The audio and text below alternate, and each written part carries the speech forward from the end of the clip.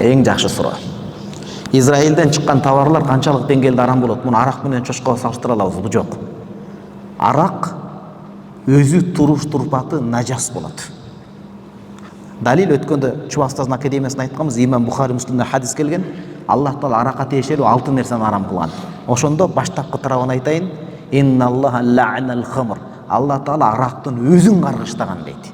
Арактын туруш турпаты арам болот. Аны Израиль эмес, мусулмандар кокусу алданып акча үчүн чыгарып койсо деле арам боло берет ал. Мусулман чыгарабы, мусулман эмес чыгарабы, туруш турпаты ал арам болуп эсептелет. Узак хадис бар. Муну арам кылган дейт. Хадистин акырында келген.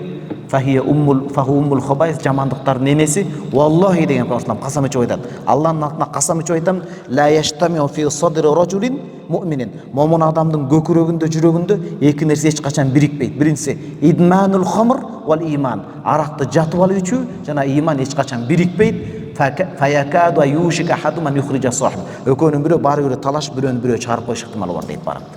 Капыл болгон адам арак үчүн иман деле сатып калышы мүмкүн дейт. Ошон үчүн арак туруш турпат арам. Чочко шариатта najisул айн дейт.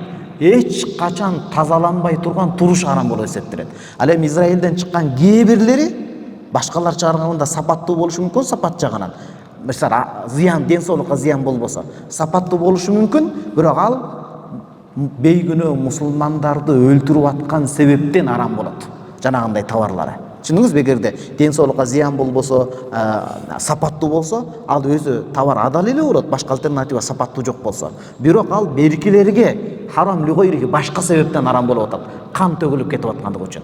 Бирок пепси менен кола бул нерсе өзүнүн зыяны себептен да арам, макруh болуп эсептелет. Ден соолукка олуттуу зыян анткени чыгарган. Пепсинде мынча сахар кошулат, буга мынча сахар, буга мынча, адамды рак илдетин алып бара тургандай коркунуч бар. Элестетиңиз, өзү газ ичпеш керек.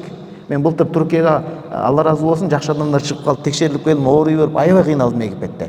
Анан Түркияга барып текшерилип, абасы дагы дем болду. Ошондон газды деле аз ичетин, бирок 100% токтоттум газды азыр.